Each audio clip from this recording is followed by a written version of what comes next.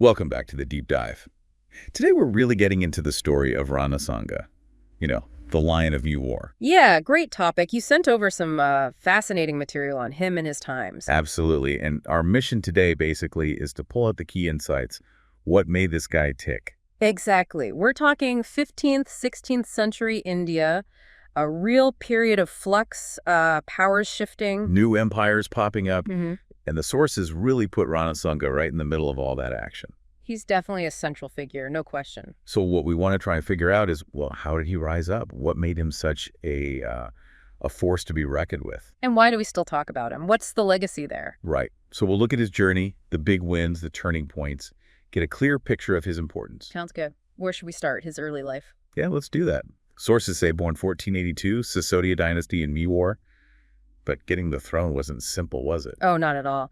After his father, Rana Ramal, things got messy. A Right. really intense fight for succession between the brothers. Yeah, the material mentions these fierce battles. Sounds pretty brutal, actually, like something out of legend. It really does, and it took a heavy toll on Sanga personally. I mean, the injuries listed in the sources are just wow. Tell me about it. Lost an eye. Right, an eye, a crippled arm, permanently damaged, and just numerous deep wounds all over. It's incredible. It really is. How does someone even survive that, let alone lead? But the sources stress his willpower, right? It stayed unbroken. Exactly. It seems like those hardships almost forged him, made him more determined, more resilient, perhaps. Definitely sets the stage. You understand the kind of guy he was going to be when he finally did take charge in 1508. And that resilience was crucial, because his next big task was huge, uniting the Rajput clans. Your sources really highlight his tireless efforts there. Which must have been like herding cats, right? Oh, These clans were independent, probably squabbling amongst themselves. Oh, for sure. Long-standing rivalries. But somehow, he pulled it off. And under him, Mewar became, well, the most powerful kingdom in northern India. That's a major shift in the power dynamic of the whole region. Huge. And look at the territory involved. Present-day Rajasthan, obviously, but also parts of Madhya Pradesh, Uttar Pradesh, even to Gujarat. Wow, that's a significant area under his influence. It really shows the scale of his success. And it wasn't just direct rule, he became the acknowledged leader. Other Rajput rulers looked up to him, rallied behind him. So political skill as well as military strength. Definitely. Which naturally led to conflict with the established powers, like the Delhi Sultanate. Ah, yes, Ibrahim Lodi. The sources mention Sanga beat him multiple times, right? Before Babur even showed up. That's a key point. He defeated the same Lodi that Babur would later face, and grabbed territory too, like Bayana and Tonk. So he was actively chipping away at the Sultanate's power. Absolutely. Yeah. Taking parts of the Delhi Sultanate, bringing them under Rajput control, that sent a clear message. Power was shifting in North India. It's like he was maybe unintentionally clearing the path for the next big player. But he wasn't just focused on Delhi, was he? What about Malwa and Gujarat? Right, he was expanding elsewhere too. The Malwa campaign is interesting. He defeated the Sultan there. And put his own ally, Medini Rai, in charge. Exactly, Medini Rai.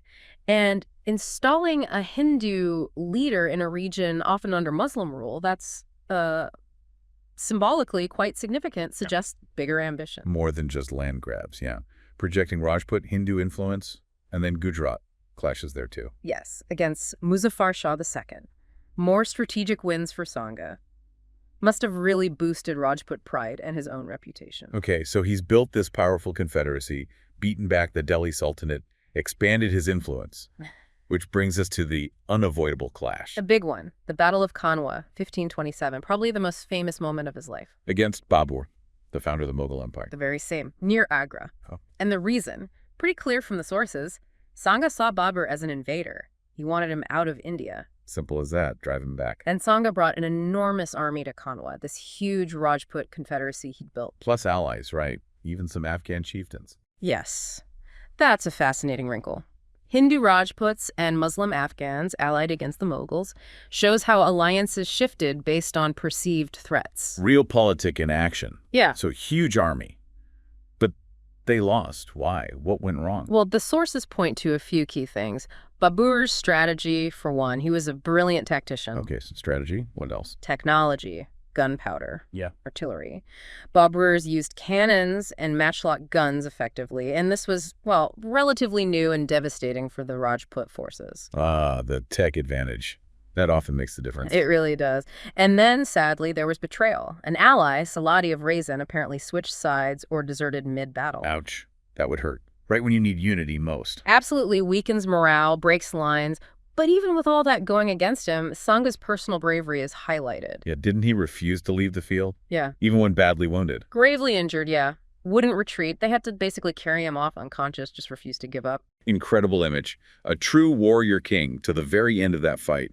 But Khanwa wasn't quite the end of his story, though it was the decisive defeat. No, after the battle, even wounded as he was, the sources say he wanted to regroup, to go again.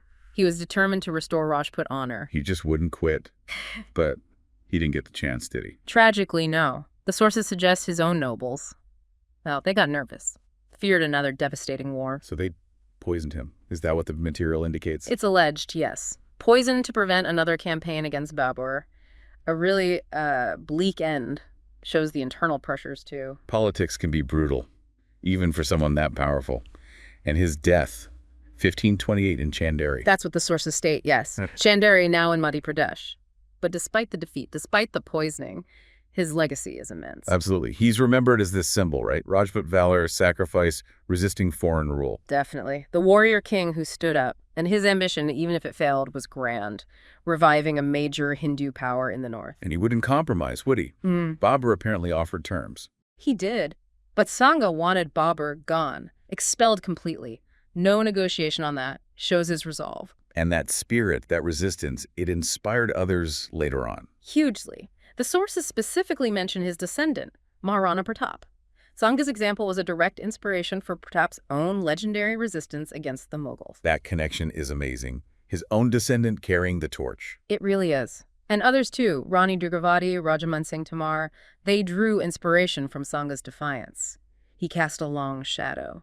So when we circle back, those initial details, fighting with one eye, one arm, a crippled leg, it just seems even more incredible now. It really puts his achievements into perspective, doesn't it? The sheer force of will involved. And his success as a unifier, too. Getting those rival clans to fight together under one banner, that was no small feat. Not at all. It required serious political skill alongside the battlefield courage. So wrapping this up, we've seen his resilience from the start, his ambition to unite the Rajputs, those big wins against the Sultanate. And then the massive, pivotal confrontation with Babur at Khanwa, the turning point, even in defeat. Right. And his enduring legacy as this symbol of resistance, inspiring people like Maharana Pratap for generations. A powerful story of strength, ambition, and ultimately tragic sacrifice against a changing world. Which leaves us with a thought to ponder. You know, considering how close Khanwa seems to have been, despite everything, what if? What if Sanda had won? If the Rajput Confederacy had managed to overcome Babur's new tactics and technology? How different would Indian history look? And I guess, what does his whole life tell us about willpower versus, well, the tide of history and technology and warfare? It's a lot to think about. His story definitely raises some big questions about leadership, unity, and facing overwhelming change. Definitely does. Well, thanks for digging into this with us today. A truly fascinating figure.